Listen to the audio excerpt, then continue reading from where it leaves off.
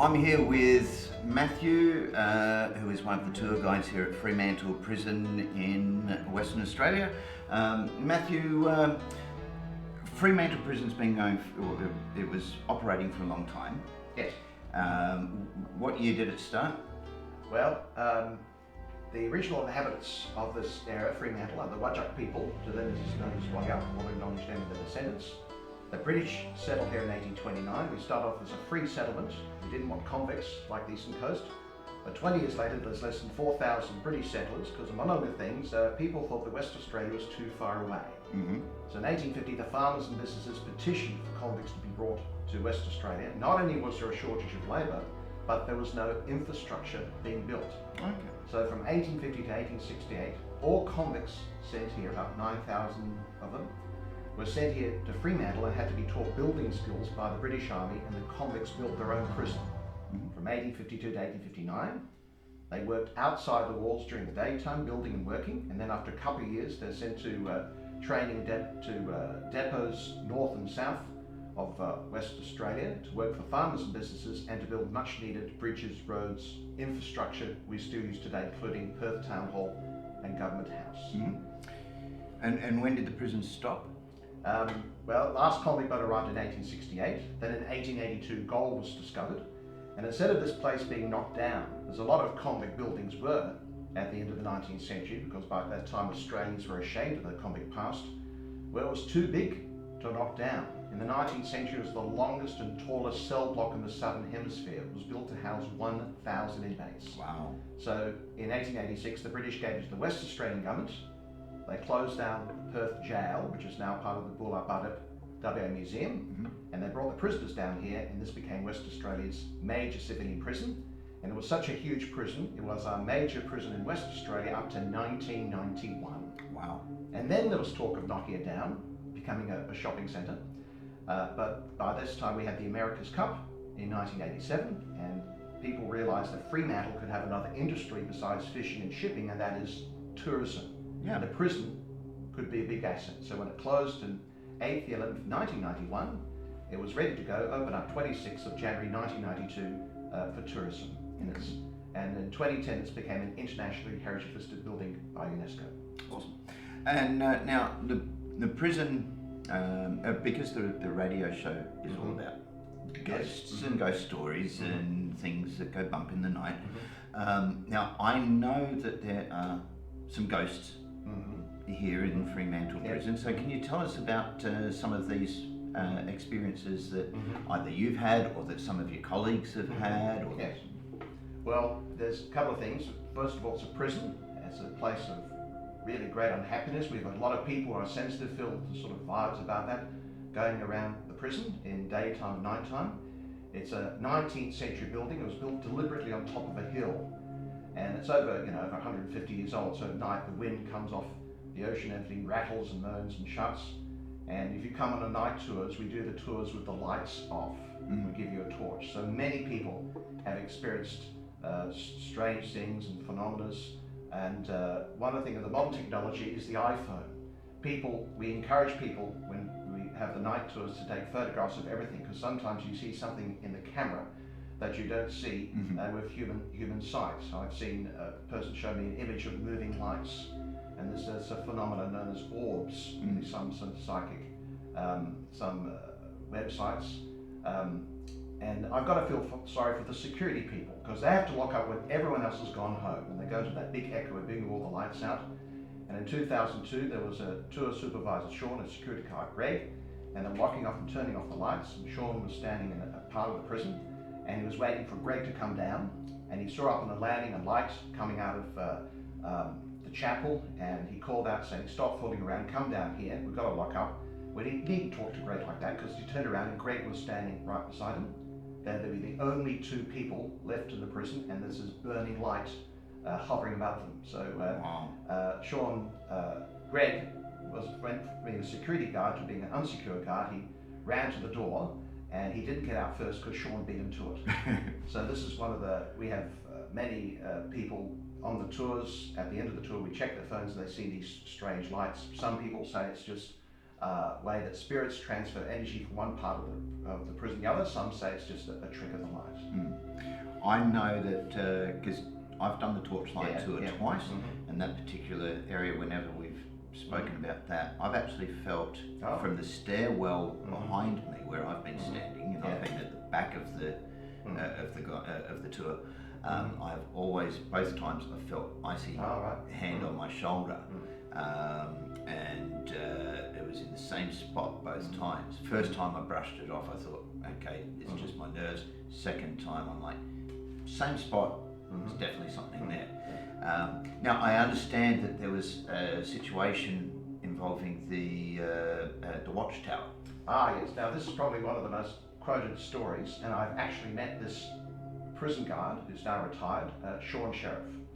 So I'm originally from South Australia, but I've talked to a lot of people who grew up in Western Australia, and the prison is kind of hidden because on one side is the hospital, is Fremantle Hospital, the other side is the Oval. But behind the prison, Hampton Road, for many years was the only major road you go down south. You know, people go on holidays, and people tell me when they were growing up, they would drive down Hampton Road, and they'll see this big building, and they'll see these gun towers, and these people wandering backwards and forwards, and they ask their parents, and they say, oh, that's the prison. So by the 1960s, there were 6 gun towers all around the prison, and they manned 24 hours a day, 7 days a week, with a guard with a .22 rifle. So imagine being up there for 8 hours. And you sort of have to keep your eyes, peeled at all times. So actually on the Western Wing, gun tower number 4, Sean Sheriff was doing an 8-hour shift. It's the 1970s, and it's 2 o'clock in the morning. And he had a radio in there, and he was listening to some news. And he told me that suddenly the radio crackled, and the sound went out, and the light glowed and intermittently, and he felt a sort of clammy feeling. He felt sick in his stomach, and he felt there was a presence in the gun tower. So he turned around and he saw a figure staring at him with a coat and a long beard. So he grabbed his gun, and there's a covered walkway and there's an uncovered walkway. So he ran to the end of the uncovered walkway, turned around, and that figure in the hut had disappeared. And he said for the rest of his shift he refused to go back in that hut. And he went downstairs and he told the officials, I'm never doing another stint in that gun tower again. He was actually near retirement. He went down to live in Albany, but he had friends in Battery Library, and he described this person, and the Battery Library had recently found a whole lot of photographs of ex-convicts who sadly, when they served their time, reoffended, but as prisoners. So these, it was a book called Australia's Last Convicts, and he found that photograph. I have that book with me right now. So there's the book, and he said, he looked for the photographs and he said, that's the man.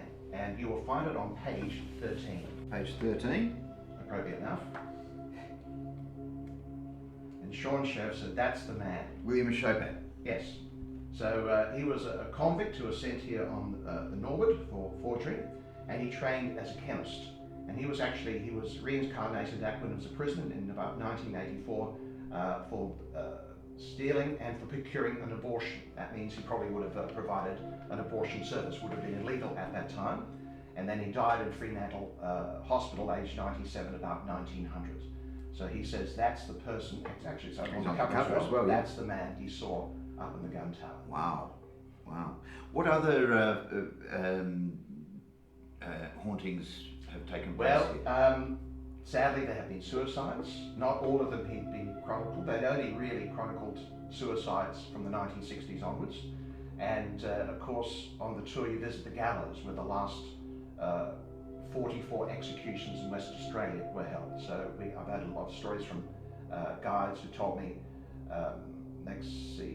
Paul Coates told me that he was doing a tour during the daytime, and he saw a figure in the back of the group with wearing a woolen cloth and sort of a scar on his lip, and he looked away and that person disappeared, and he felt pretty certain it was the ghost of the last person hanged in Fremantle prison. It was a man with a cleft lip, and that was the serial killer Eric Edgar Cook, who was executed in 1964. He was the night caller. He used to, in the 1950s and 60s, break in suburban houses at night and kill complete strangers at random. When he was finally caught, he was tried and executed for 1 murder. He actually confessed to 8. Wow. And injuring 13 other people. But there's also a lot of stories about the only woman hanged in Fremantle prison. And we had 157 legal executions in Western Australia, and only 44 of them were here in Fremantle. All the other ones were in public, outside Perth Jail, down at the Roundhouse in Fremantle, in country areas such as York and Broome. And the only woman hanged at Fremantle prison is Martha Rendell. And a lot of people want to see the face in the window. Have you heard about that? I've heard about that. Yes. So you can see it in the chapel window on the southern end. And Sean Shaw talked about that. And in 1907, she was tried and convicted of poisoning 3 of her stepchildren using hydrochloric acid. Wow. But this was sort of a year after the event. The doctor who treated these children said they died of dysentery, which was inflammation of the throat. But the press picked up on the fact she was a stepmother. Right. And we all know from fairy stories, stepmothers are evil. And the interesting thing is we have documentation. The newspaper published her last words, because a week after she was executed, the papers published the last words that she dictated to the minister who took her last words before the day she was executed, which is 6th of October. And it said, "Before God and man, I'm innocent of the death of my stepchildren." She said it was an accidental overdose, and they also, the official doctor's diagnosis was dysentery. So a woman called Linda Bick said that she was doing a tour, and the group felt a strange smell, and people were taking photographs on the tour, and they found a sort of steam rising from it when you couldn't see it from the naked eye. And another tour guide called Terry said he was doing a tour in the gallows. The woman sort of took fright, ran out, and came out. She was very disturbed and said she saw a white figure hanging from the beam in the gallows. And so these are the ghost stories. And also we have ex-guards who come back and do us talks. And we have a separate enclosed area, which is the separate female prison from 1886 to 1907. And we had these ex-female guards gave us guides a talk, and they said in the 1950s and the 1960s, the female prisoners still talked about Martha Rendell because it was such a big story in the early part of the 20th century, because they feel her ghost is still there, that she wanders the corridors at night. Which is very interesting, because a couple of years ago, 2/3 of the female prison has been put aside and has become a backpackers hostel. So we can tell people, if you want to, you can sleep in a haunted prison tonight. We tell the backpackers that's okay. She just wanders from the corridor, and she has a nice little teaspoon to comfort you. Has she actually been seen by backpackers? Not that I know of, but we put them on the list. Okay. So what other ghost stories? Well, I want to tell. We have a tour guide called Steve, who's seen strange things move in the prison. He says in 2003 he was doing tours in the 4th Division. He was up in the upper landing because there's 3 landings, and he was talking to the group, and there was an old bin. Now, of course, modern bins have hinges, but this was a bin with a detachable lid, and he was talking, and it suddenly flipped up in the air, and the visitors went to him and said, "How did you do that?" And he said, "I didn't do that." And then only a few months later, he was doing a night tour, and he was up in the upper level again, in 4th Division, and a bin there were moved by strangely to the middle and of the division, and then the lid again popped up in the air. So, and once again they said, "Oh, bravo, that's wonderful. It's wonderful special effects." But he said, I have no explanation of that. 4th Division is interesting because that was where lifers and murderers were. And we have specialist tours. We have art tours, because when the prison was closing down in 1991, prisoners doing the arts program were allowed to paint directly onto the walls of the cells for you, the tourists of the future. And it's only in the art tours you can only access some of these cells. And this is connected to a prisoner called Peter Owen Cameron. Now, he was in for murder. He was an Aboriginal who was studying medical technician, but he went to the house of an ex-girlfriend, and he lost his temper and killed the new boyfriend, and that's why he was sent to prison. But he did a lot of good work in prison. He's sort of like the hospital. He mentored people to try and sort of don't make them make the same mistakes he did. And when the prison was closing down, he was allowed in his cell to paint a very detailed painting of the Woggle, and this is called the water spirit that created what's known as the Swan River, and it's very detailed. But this was only in the last year, and it's incomplete.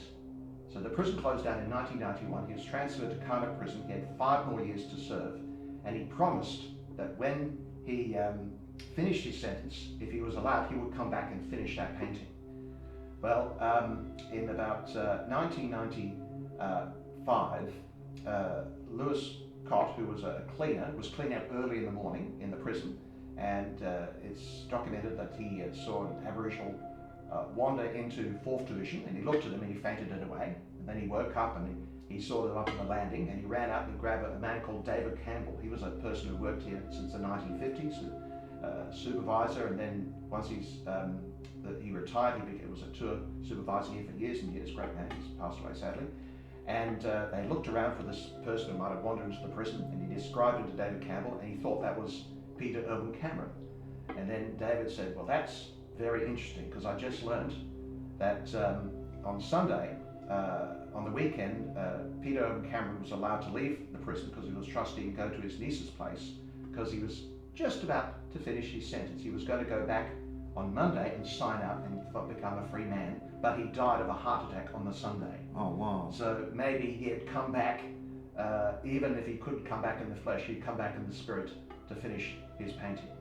So if you ever go on the art tour, you'll see it's, you only see it on the arts tour. We do it on Heritage Weeks. We open up that cell, and it's Peter Irwin Cameron's The Rainbow Serpent of the Spirit Children. It's a beautiful, beautiful painting, but you will see it is still unfinished. Yeah. Any other ghost stories? Well, I'd like to, oh yes, Steve Green has another story. This is another gallows story. We love our visitors, but of course, you know, children sometimes don't have an idea what's happening, so we try to amuse them, because sometimes they're bored or sometimes they just scream.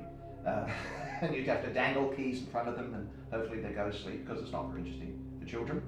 But he had a group and a woman in the pram, and this child was crying and screaming, but the mother was doing the good thing. She was holding back so it wouldn't interfere. And then they went to the gallows, and this child really screamed its head off, and the woman said, the group went out, and because this woman was obviously embarrassed. But then when Steve went around to help take the perambulator out, you know, the carriage, the baby smiled and then reached out to the beam with a rope and said, bye bye, bye bye, which put a chill down the back of the mother and Steve, although she had seen something that was hanging there in the beam. Yeah. Because Yeah. children are very susceptible. They can see spirits. Yeah. Yeah. But now I'd like to conclude with my own personal story. So this was the second year I was here, and frankly, we don't allow people to wander around by themselves, mostly because it's an old place and people can injure themselves and no one would know. And last year, a teacher wandered off from a school group and locked himself in a cell. I don't think the students would ever let him forget that. But I was helping at a function one night, and there were so many people. They allowed people to wander around, but they had security and tour guides all around the prison. So I was the punishment yard, which is the flogging post. And so this is about 7 o'clock at night, Saturday night, and the function was happening. These people were allowed to wander around by the supervision, but a middle-aged woman rushed out to me, and she was crying, and she'd just come from 1st Division. And she said, I was there and I was by myself, and the night, you know, the sun has gone down, it's dark in there, and I looked up to the top landing and I saw a man bathed in the blue light. And mouth was opening, seeing this scream, but nothing was coming out. And she said, but in my head I felt that he was saying, I can't stand, I'm going to jump and kill myself. And she was crying so much, she was making me cry. I'd never seen this before. This person had seen something that she was making me upset. And I asked, have you ever done a tour of the prison? And she said, no. He said, well, that's interesting, because 1st Division, before the suicide net was put in, a prisoner had jumped from the highest landing down to the ground and died in 1st Division.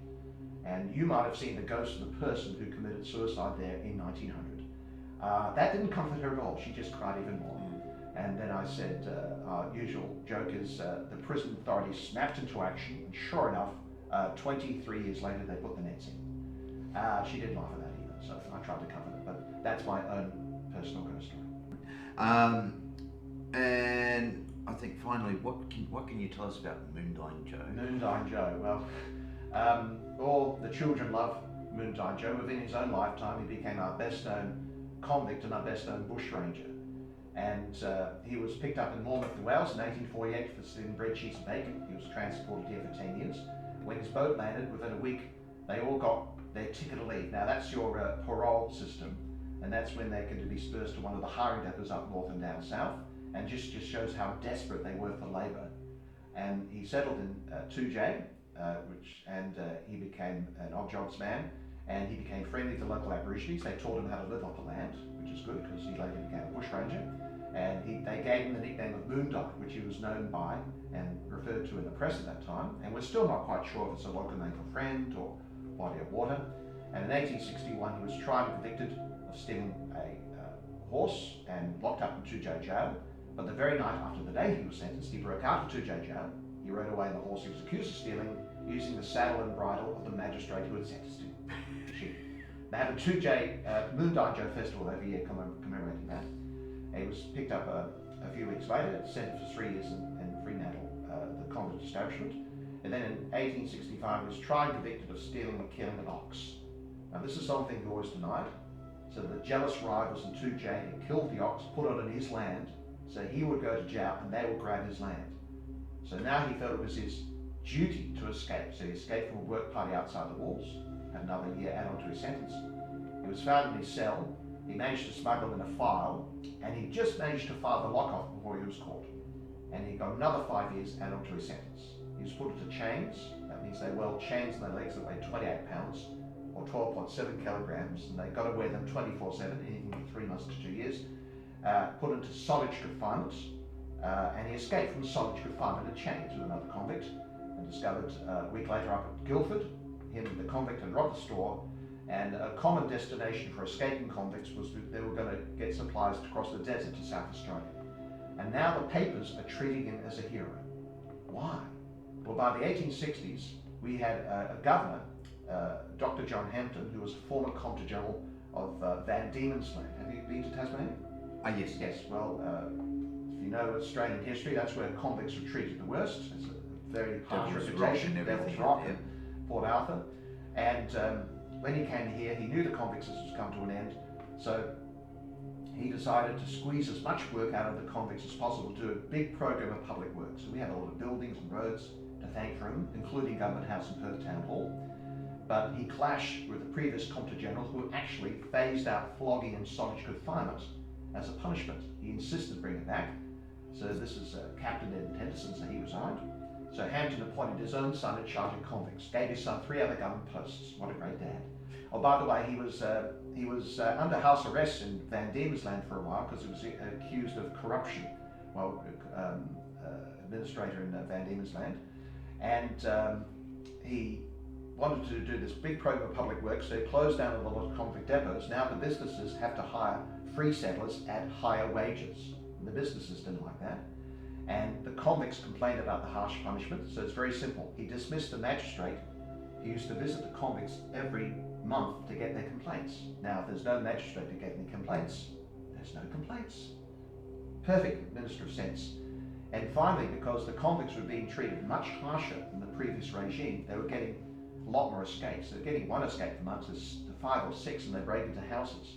So in the mid-1860s, the Hamptons were very unpopular because they were accused of bringing the worst of the convict system from Van Diemen's Land here to West Australia. And by this time, the convict system had ended over east, and people here thought the convict system was a drain on our reputation, and the convict system could come to an end here in West Australia. So no wonder they were treating Moondyne Joe as a hero. So the Hamptons didn't like that, and that's why they built an escape-proof cell, which we show on the tour. It's lined with jarrah, and 3 sets of bars at the windows, and he's in there for 23 out of 24 hours, put there in the first week of January 1867, and the papers reported the Comptroller General visited him in the cell and said, "Joseph Elitha Johns, you will never escape from the cell, and if you escape from this cell, all will be forgiven." And it only took him a few months to escape.